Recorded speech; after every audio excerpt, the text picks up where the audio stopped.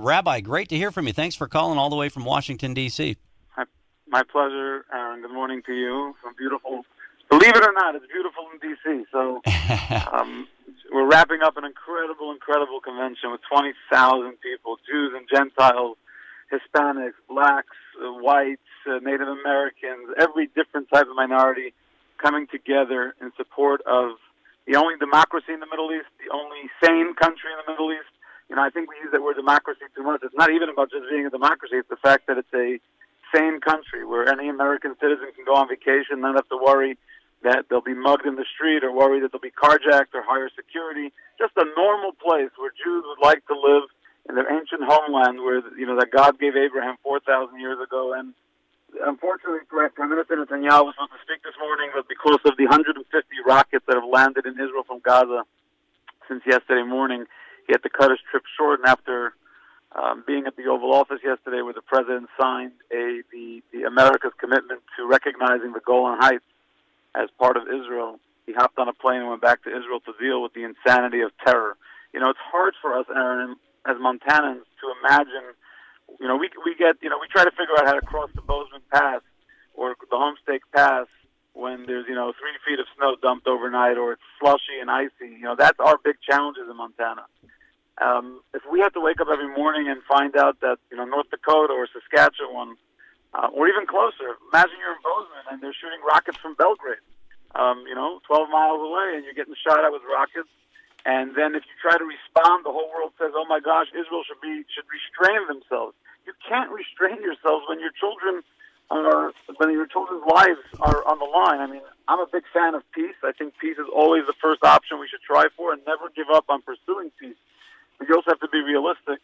And, when the guy is standing with a gun, facing you with a gun while your family's asleep in your home, you don't say, hey, sir, would you like to make a peace process? Before you shoot me, do you mind? Maybe we can have an agreement where we can split the territory. You take half my house, I'll take half your house, and we'll call it a day. You don't do that. And so we are literally constantly on self-defense. And the fact that despite remarks by Representative Omar from Minnesota a couple weeks ago were such pure vitriolic anti-Semitism, it was a very bipartisan event.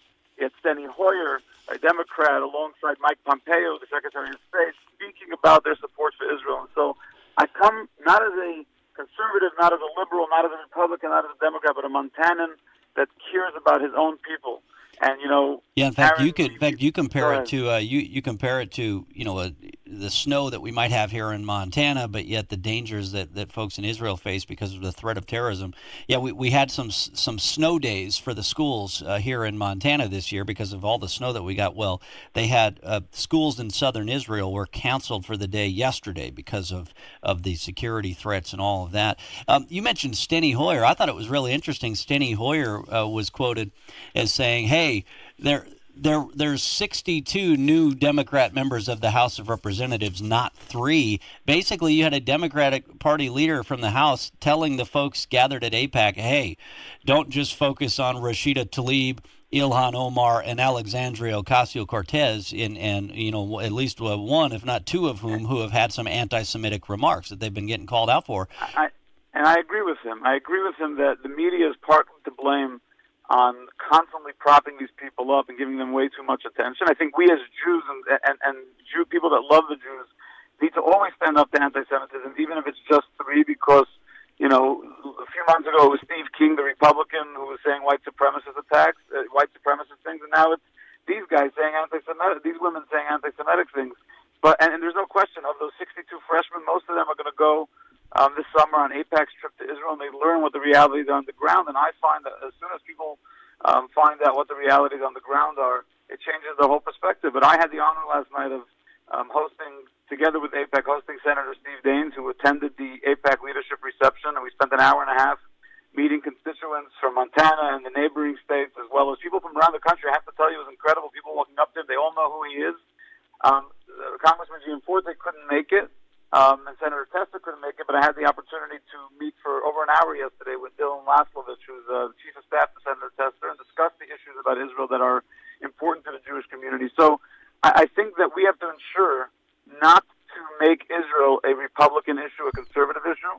It was just 40 years ago that the Democrat Party was the one ones that were the biggest supporters of Israel, and it was very hard to get Republicans on board to support Israel because the Republicans were very much about not giving any foreign aid.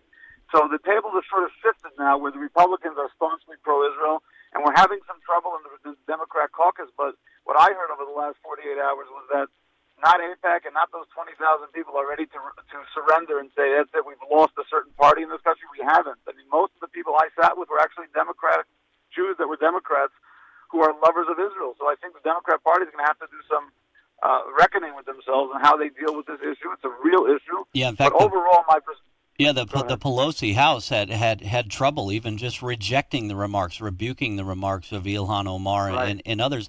And now, because I agree with you. That, look, this should be our American foreign policy of support of our great ally Israel should be a bipartisan thing. It shouldn't be a question. And for a lot, it isn't. But that dynamic does appear to be shifting. I mean, when you've got a lot of the 2020 Democratic presidential candidates ignoring AIPAC, or even Kamala Harris just met with some AIPAC leaders and gets assaulted on Twitter over it. Right, and it was a lot interesting as Senator Daines was leaving last night. I said, Senator, I've known you for a long time. I knew Senator Daines before he was a senator. And I said, I know everyone takes for granted that you love the Jewish people and you love Israel and you're going to stand with us, but I want you to know from the depths of my heart, thank you for your leadership on the issue of Israel. And he said, Rabbi, for me, it's not about politics, it's about humanity. And I thought about that as he walked up the escalator, and I said, he's right. This isn't a political issue. This is about the survival of the Jewish people. And, just last week, the Jewish people celebrated the holiday of Purim. I know you wanted to make it, Aaron. You couldn't. Yeah, make it you always do a great celebration in Bozeman. Yeah, where we celebrate a fellow named Haman, who thought he can annihilate the Jewish people, and what he learned was that there are always going to be the Esthers of the world. There are always going to be people that will intervene on behalf of the Jewish people's survival. And at the end of the story, we're still here to tell the tale. So the Romans are gone, the Greeks are gone, the empires of Egypt are gone, the empire of the Byzantine Empire, the Ottoman Empire. You pick your empire, they're gone, they're toast. And who's still thriving? And even here in Bozeman, Montana, and we have now centers in Missoula and Kalispell and the Flathead, the Jewish community is thriving. And so from a business perspective, I recommend to the anti-Semites to back off, because you ain't going to win this one. Yeah. You may have temporary successes, but overall, the Jewish people ain't going anywhere. We're going to continue to flourish and thrive. We don't bother anyone. We simply love our land, love our traditions, and love our people. And we love humanity. And you know what? The world needs more people that love humanity and stop judging people based on, external factors. And well, so great message, what I'm coming home to Montana with is greater zest and greater energy. Believe it or not, Aaron, I could still get more energy in what I do. I believe that. I believe that. Yeah. Rabbi Chaim Bruk, just one of the best, not just with energy, but just a great message here this morning for us as well on Montana Talks. Well, Rabbi, safe travels back from Washington, D.C. Stay on top of them back there for us while you're there for the AIPAC conference. I'll do my best.